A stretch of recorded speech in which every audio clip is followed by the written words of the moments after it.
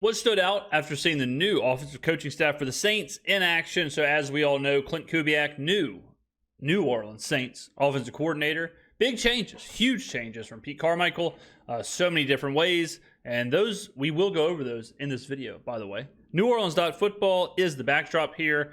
Mike Triplett, Nick Underhill, and the new fella. I don't know his name yet. My apologies. I don't know his name yet, but he's new. Doing a great job. Speaking of a great job, what does it take for me to get my videos up on these TVs? I see they got the New Orleans.football website up there. I know the fellas are fans. I know they're tuning in. Nick, Mike, can I get, let's get the face. Let's get the face that runs the place on one of these screens for a second on one of the live streams. I mean, come on. Throw me a bone here, guys. Come on. Got a chance to see the new offensive coaching staff for the first time, and we got a chance to talk to Klint Kubiak after practice. What are your first thoughts on that? Klint is a man of few words. You know, I don't think he's someone that's necessarily gonna open up the playbook for anybody. But I like. Good. You know what Klint cares about? Ball. That's it. That's it. Call him LeVar because all he cares about is ball. Okay. The man knows football. The man watches football. The man cares about football. And that's what I want. I said it all last year, and people told me that Pete Carmichael was a great guy. People kept saying Pete Carmichael's a great guy. Pete Carmichael mows his lawn. He takes care of the neighbor's yard. He takes care of the neighborhood. He's a great person. He's a great this. Run for city council. Who cares? I want someone who can call plays. That's it. I've got enough friends. I don't need my offensive coordinator to be somebody I can go have a beer with. All right? I got friends. I don't need my OC to fill that gap. I need my OC to get first downs. That's it. I like the stuff that he did say. I like, the one answer I really like the most, and I saw it kind of get played as like a non-answer, like on social media a little bit, but I thought the answer that was best to me was, I asked him, like, what do you wanted the identity of the offense to be? And he said he's going to let the players decide it. I really like that. It's not that he's not going to try to force a philosophy on anyone. He's going to take the information he has and then kind of try to construct a plan around it and make sure he's playing to the strengths of his roster and everything. And he said he doesn't know what the identity can be yet because he hasn't seen it yet. So that is such a good answer to the good answer. We talked about that in the interview we did with Klint Kubiak, or we reacted to with Klint Kubiak. We didn't do an interview with Klint, but that is true. He's not coming in here to force a philosophy. The San Francisco 49ers offense, the scheme, the style, all of that, it is fully predicated. That's a good word of the day. It is fully predicated on the players and the matchups. Let me break this down to you. I just talked about this in another video, but I'll do it again. The 49ers bring their offense in. It's all compact. It's all right there. They don't spread you out. They don't go 4 wide, 5 wide very often. They don't do that at all, really. They're second to last in 3 wide receiver sets, much less 4 and 5 wide receiver sets. So they bring everything in. And then what do? They do the pre-snap motion. There's people flying all over the place. There's tight ends in motion. There's running backs in motion. There's multiple running backs on the field. As a matter of fact, last year, Pete Carmichael, Pistol Pete, we wish him the best. 0 times, 0, count it. He had 2 running backs on the field before the snap. 0. The 49ers, 36% of the time, there was 2 running backs on the field. Second most in the NFL. All right? So we're guaranteed to see that. And I say all that to say this. Because of the motion, because of what's happening before the snap, because of the formation, the philosophy, if you will, is all dependent on the mismatches. It's all dependent on the adjustments in the game, what's working, what's not working, on a game-to-game, play-to-play basis. That's what we need. Sometimes Taysom Hill might have the matchup. Sometimes that's where this offense is going to go. All Derek Carr is going to have to do is read what's happening with the motion, read what's happening before the play, be efficient, make the right decision, be fast. That's it. That's what we're going to want this offense to do. So I love that he's saying, because who knows? We might be a running offense. We may be a Taysom Hill offense. We may be an Alvin Kamara getting receptions offense. We may be a Chris Olave offense. We may be all those things together. And I think that's a good, if you think about the San Francisco 49ers, it's a good way to express them, right? Like, you wouldn't say, what's their philosophy? You wouldn't say they're a power running team. They can do that, but they also can beat you with Brock Purdy throwing for 4 touchdowns. but they're certainly not a passing offense. But Brock Purdy can throw for 4,500 yards. But then it's like, well, they're not a Brandon Ayuk offense, but Brandon Ayuk can sometimes be what wins them the game. They're not a Deebo Samuel offense, but he is kind of an engine that makes that whole thing run. They're not a George Kittle offense. They're not a two-set tight end offense. They very rarely run two tight end sets. But George Kittle is one of the most productive tight ends in the NFL. That's the beauty of that offense. It's a bunch of different things that can happen at any time whenever they need it to happen. I thought that was something that was good from him. I thought the coaches had a lot of energy. Janoko, the quarterback's coach, was out playing defense and stuff, and just kind of watching how he and drew in coverage. The quarterbacks. I thought was kind of fascinating. The way they ran the practice was completely different than anything we've seen before, because they've just been doing the same exact thing for like 15 years. Yes. And it's the offensive linemen are here, the running backs are here, the tight ends are here. They're going to go through the routes going this direction from here, and then they're going to move up to here. And it's just kind of like you knew exactly what they were going to do, how they were going to do it, how they were going to stretch, where they were going to be lined up. And then you go out there and it's like, whoa, like this is different. And, that was just kind of cool. Like it was just kind of cool. What did we say for the last 3 months? We said the Saints need outside voices. They need outside ideas. And you know what it really shows you? It really shows you how horrific the previous coaching staff was. It really shows you how look, no hate, but it really shows you what a bunch of frauds they really were. It shows you that these were just a bunch of Sean Payton coattail wannabes cosplaying as NFL coaches. We said it all last year that Pete Carmichael doesn't know what he's doing. We said it all last year. We said he's just a guy trying to cosplay as Sean Payton, and it ain't working. They have no original thoughts. They have again, guys, 0 times did Pete Carmichael ever have 2 running backs on the field at the same time. He has been a coordinator for 20 years in the NFL, and he never thought you could put 2 running backs on the field at the same time. Meanwhile, San Francisco and Miami are doing it every play. It's crazy what the Saints were stuck with last year. And like Nick just said, it even trickled down to the practices. Dennis Allen is not a culture-creating head coach. He has failed as a head coach his entire career. Dennis Allen wants to be a defensive coordinator. So when it came to that culture-building, logistical side of like, where are you going to line up? Where are you going to do this? Where are you going to do that? I'm sure Dennis was fine to just lean on Ronald Curry and Pete Carmichael and all the other people who have been drawn a check for 20 years. He was probably fine with leaning on them to say, like, how'd y'all always do it? And they were just doing what Sean Payton did. It was sad. And now what drives, the only thing that I'll say is like, how the hell could Mickey Loomis in the front office not see that? I could see it. And I'm not there every day. Everybody that sits around me in the Superdome, that whole group, we've been sitting there together for a long time now. Everyone in that section knows ball. Everyone every week was saying the same thing. And half of us had more crown in us than blood. But Mickey Loomis is getting paid to run this team, and he can't see what we see. So I'm glad at least they're fixing it. These are the things that you got to think about when you're talking about the Saints moving forward.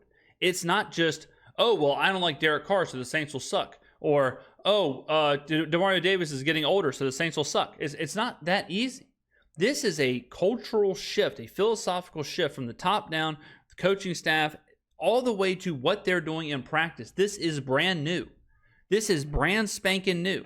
So when you hear all the people that are downplaying how impactful it is that we have completely turned over our offensive coaching staff, that have gone outside of the building for the first time in 2 decades, for brand new ideas, and we're already implementing them with young, innovative coaches who are already energetic, and reporters that cover the team already are feeling that energy, and we're in rookie minicamp, the veterans aren't even there. I'm fired up. I'm excited. We'll have a different energy to it. The wide receivers coach has an incredible amount of energy. Yeah. Very Williams. vocal. Yeah. So those are kind of the few things that stood out to me. Derek Foster was really vocal too, the running backs coach. That's why I heard 29 getting corrected a lot. Yeah. Great. Look, one of the big things that came up was shortening the play calls. I still heard lengthy play calls. I mean, we're hearing West Coast. We're hearing identifying where the X is going to go. We're hearing identifying where the halfback's going to go. But I thought it was interesting that so many people, including Dennis Allen, including your conversation with Michael Jacobs, had said it's shorter than it used to be. What's interesting about the long play calls is a long play call is hard on the quarterback. Yeah, get and in and easy out of the on huddle. everyone Yeah. else. A long play call means you're telling everybody what they're doing. Yeah, again, we're not splitting the atom here, but a long play call is long because you're telling every single person what they're doing. It's every single player's role is told to them. So they have to remember less, right? Because they don't have to remember every play call. They just had to remember what the key name or keywords means for their position, okay? It's hard for the quarterback because the quarterback has to get in and out of the huddle with a long play call. He has to communicate that long play call to the players. Factor in that Derek Carr is new quarterback, right? So Derek Carr is new to the system. He's new to communicating to the players, and then you go back and you think like, damn, now it makes sense why there were so many communication issues at the beginning of the season. Going on the play, and the quarterback needs to master it. If you can do a short play call and you're asking everyone to understand the offense and maybe get what was they were saying, you can do things quicker, you can move quicker. We've heard that so many times. We've heard get rid of the ball quickly. We've heard pass it quick passing game, and you think that's going to benefit Derek Carr. And now we're adding terminology to yet another thing that could just make things more fluid and functional. Yeah, more efficient, more fluid. How much do you make of the talk of that in the first weekend? A lot. Excuse me. Well, the first thing, like just as far as like the play call goes, excuse me. All right. Get a So, water. yeah, I mean, like a Peyton one would be like gun flex, right? Stack, dragon, smoke, kill, turbo sucker, right? And like I was hearing stuff that was just like dolphin 19 whiz. Yeah. Like, so some of them were a little bit longer, but some of them were just like they were calling a formation and a concept, and you kind of had to know where to go based off of that. Right. So some of them are still like a little bit wordy, but like the Peyton stuff was kind of like, Yeah. We're going to spell it out for yeah, everyone. and the thing that would do is like, so it would put a lot of stress on the quarterback, but then if you're a wide receiver, you can go out there and, okay, I know the formation and I know what I'm supposed to do. You don't really have to like know as much because it's on the quarterback to kind of say it all. But like, if you're trying to get in and out of the huddle and everything, that stuff can be complicated. And if you have a quarterback who basically built the offense for 10, 15 years, it's kind of easy to do that. But then if you're someone just kind of coming into this and it's just like, whoa, would you say I got to say all that? Like what? Exactly. Like that has been the problem for the last couple of years with the Saints, is that they tried to hold on to the Sean Payton, Drew Brees situation without Sean Payton and Drew Brees. That never was going to work. Like, really think about it. Like Nick just said, you had a quarterback in Drew Brees who basically built the offense and ran it for 15 years. And then you handed that over to the likes of Jameis Winston, Trevor Siemian, Ian Book, Andy Dalton, and you said, hey, you do it now. And then it's like, okay, well, let me ask the coach something. Oh, LOL, actually, the coach who also created this, he's gone too. But don't worry. See that guy over there blowing bubbles? See that guy over there picking daisies in right field? That's Pete Carmichael. He's our offensive coordinator now. He's been here for 25 years, so go ask him. And then they go out there and Pete Carmichael's playing with a sock and bopper or whatever they're called, and he's just off in his own dreamland. He doesn't know what the hell is going on, and that's why it doesn't work. I've said this for 2 years straight. We had the two biggest gaps a team can have: a Hall of Fame head coach and a Hall of Fame quarterback. We had both of those holes happen at the exact same time, 1 year apart from each other. We had those happen, and we did not fix either one of them. We left those gaping holes in the roof, and we just put some tarp over it, and it wasn't ever fixed, ever. And then people wondered why our offense looked bad. Then people wondered why there's miscommunication. Then people wondered, where's our identity? Our identity was sitting at the booth in NBC on Sunday Night Football. Our identity is opening burger joints. He's opening slider restaurants. Our identity is in Denver.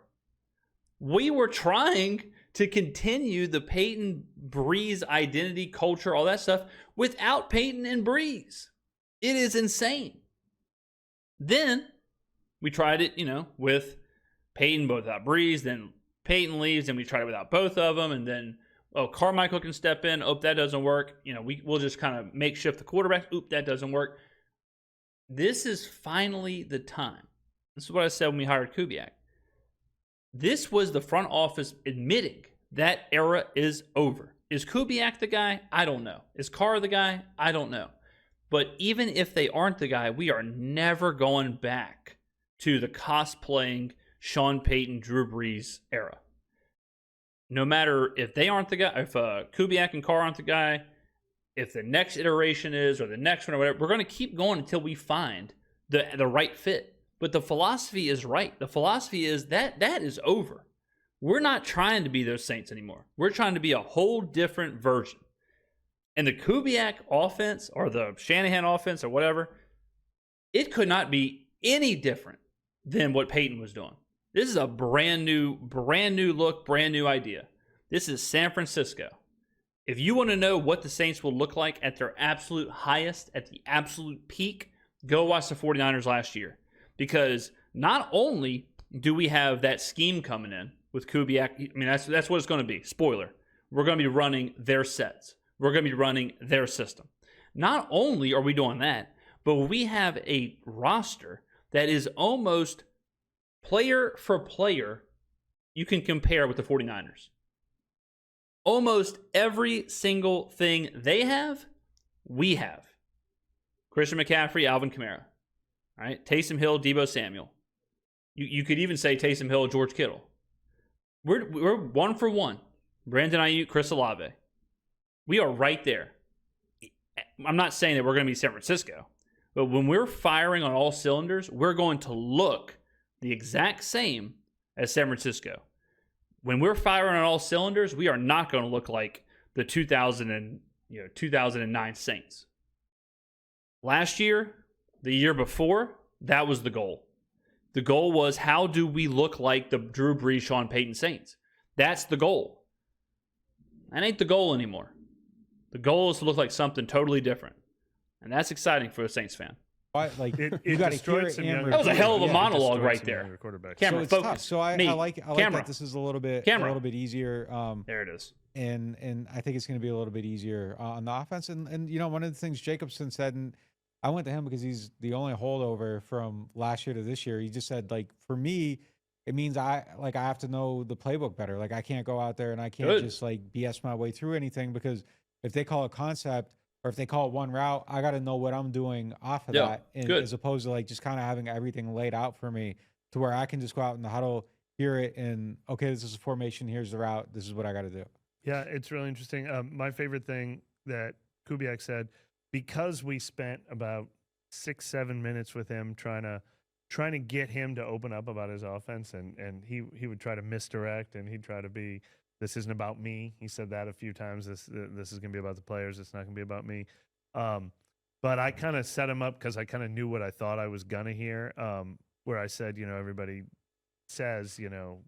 Oh, I mean, I love this. We're hearing Mike Triplett break down the question and answer. This is like listening to Floyd Mayweather talk about setting him up with a left hook, then I'm going to dip, and then I'm going to jab here to come back into the shell. I mean, this is the sweet science, ladies and gentlemen. We're hearing Mike Triplett is explaining the sweet science of question and answer with Klint Kubiak. I mean, this is a real meeting of the minds. This is part of the Kubiak, his own father, and Mike Shanahan principles of the offense. And I said, that are obviously based on the run game and the play action passing game. And I mean, are those core principles that you still believe in, even though everyone has adapted it into their own thing so much? And he said, absolutely. I mean, he said, that's the foundation of everything we do. Yeah. He goes, and of course. He said, and if we're going to have a good play action run game, we're going to have a good run game. And so it's our job to teach the run game. And it's just, we've heard Dennis Allen say that 4 or 5 times about why he wanted this to be their offense. And Klint Kubiak unapologetically said, yes, we're going to be a team that runs the ball and runs play action off our running game. And that's the biggest misconception with San Francisco and Miami, really Miami, is that people think Miami is this, like, you know, they only pass. And you go look at what Miami does really well is they run the football. Like, there's a reason that, you know, Mostert can get hurt, and then A-Chain has a game where he runs for 250 yards. You know, and then Mostert comes back and he runs for 200 yards. Like, the Dolphins are a really, really, really good team at running the football. People don't give them enough credit for that. San Francisco, really good at running the football, and they run it differently. Like these wide zones, you know, we talked about it before. it's all different. It all plays into each other. It's such a beautiful, like smooth, efficient offense. They're running the ball to throw the ball, and they're throwing the ball to run the ball. It's all in tandem. It's all this like beautiful dance. It's not. This isn't, and I think people will even get this confused, because if you say we're a run first team, what do y'all think that means? The first thing in your head is to go to, oh, that means we're going to be an I formation. That means we're just going to run it up the middle for 3 yards in a cloud of dust, right? Is that, I mean, it's okay. You know, we're all friends here. That's probably right where your mind goes, is run first offense means jumbo package, I formation, pounded up the middle, 3 yards in a cloud of dust. If you run it 3 yards 4 times, that's a first down, right? I can hear it right now. But that's not what this team does. This form of running the football is, 2 running back sets with a motion, one of the running backs motioning out into the slot, the tight end pulling across to motion the linebacker out. The tight ends up out as the lead wide receiver. Like there's play action off of that. It's going to look completely different. And that is it. That is 2024. That is 2024 NFL.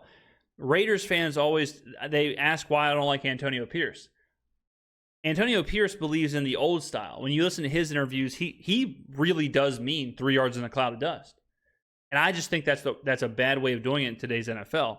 If you listen to Mike McDaniel or Sean McVay or Kyle Shanahan or Klint Kubiak, all of them will tell you they want to be a run-first offense, and they want to run the football, and they want to be good at running the football. They all say that. But none of them, you would think of their running the football to be jumbo package Jerome Bettis pounding up the middle. You're thinking Christian McCaffrey cutting this way. You're thinking, Deebo Samuel getting it on a pitch. You're thinking Brandon Ayuk on a sweep. You're thinking about Tyreek Hill getting it in the backfield. Like, it's very different. And that's what we're going to see. And that's why I'm so excited about Alvin Kamara. I mean, he is a perfect fit for this kind of offense. That might be a basic fundamentals of football, but guess what? We haven't seen it around here in a long time. Yeah, So if absolutely. they get that right, and they brought in assistants who worked for Mike Shanahan and Gary Kubiak to run it. I mean, they are unapologetically trying to go with the base principles of an offense that has worked in different formats for a long time. Yeah, I know a NFL playbook is only a fraction of a college playbook, but do you think because of the transfer portal and players just having to move around to different systems year to year that they'll be able to retain this information quicker? That's a great question. Wow. I did not see that coming. We kind of pivoted from what we were talking about, but that is a great question. I would say yes. I think college is becoming more complex with the playbooks and with having to go from college to college and learn new playbooks faster and all that. I think the more we see NFL coaches go to college and college go to the NFL and vice versa and all that, you're going to see more of those complex kind of offenses and schemes and ideas and playbooks and whatnot. Before in college, everyone ran the option, right? And then everyone ran the air raid offense. And now it's a little bit in between where, certain teams run certain things, but the games aren't very different. Like at one point, if you're watching the NFL and then you're watching college, like I remember when Eric Crouch was like winning the Heisman. I remember watching that and then watching the NFL and I'm thinking like, why doesn't anyone run the option? And then you watch college and everyone runs the option, right? So 2 totally different games. I think now it's much closer. Playbooks are probably much closer. I'm sure anyone from Michigan last year would pick up an NFL playbook pretty easily because I'm sure Michigan's playbook last year was probably pretty similar to an NFL playbook. Yeah, like you said, it's not going to be as deep. It's not going to be as complex. I mean, you only have these guys for a couple years versus pros, but I think that is like with the portal and with just the style of college football now. I think it will help people pick it up faster. I don't know. Or is it still it's a very fair question. Mm-hmm. It's a really fair question, and it really depends how much you put on guys. I mean, it is a really interesting concept, how much you put on the quarterback and how much you don't. I mean, it's not something we had to think about covering the Saints for a long time because the same as high school, like high school is just going to get more complex.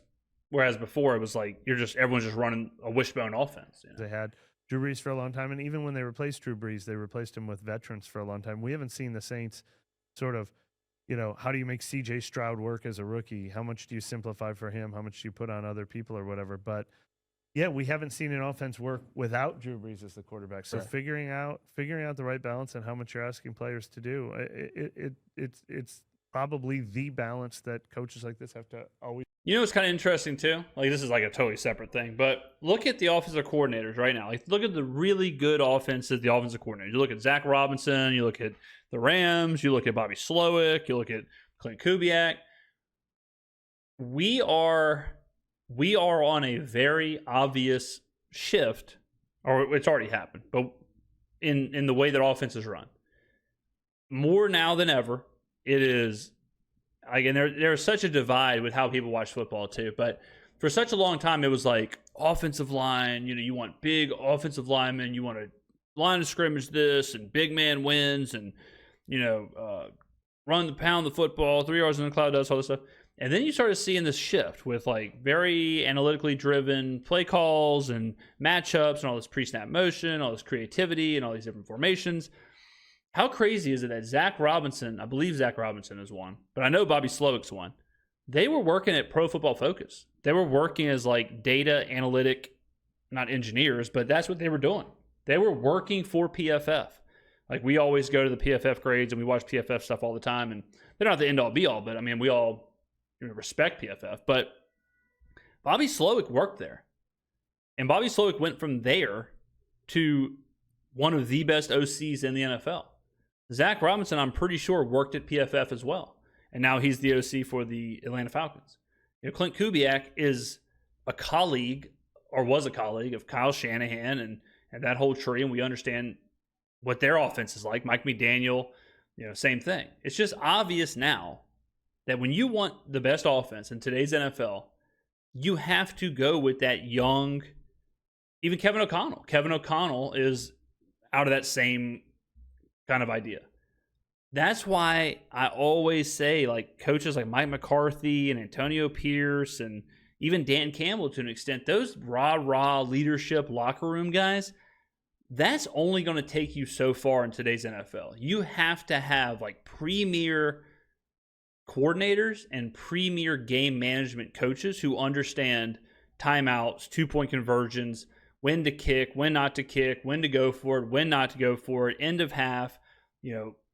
A rah-rah locker room leadership guy who doesn't understand 4th and 1s, who doesn't understand 2-point conversions, who doesn't understand to go for 2 when you're down 14 and you score. Like, if you don't have that in the building, you will not win in today's NFL. If you have a Dan Campbell as your rah-rah leadership locker room guy, you damn sure better have a Ben Johnson. You damn sure better have one of the best coordinators calling plays. Like Antonio Pierce doesn't call plays, right? He doesn't call offense or defense. He's a locker room rah-rah guy. Well, there better be someone in the building who's telling him in his ear, like, hey, man, go for 2 here. Hey, here's the percentages. Hey, here's the analytics. Football's changed. Football has changed.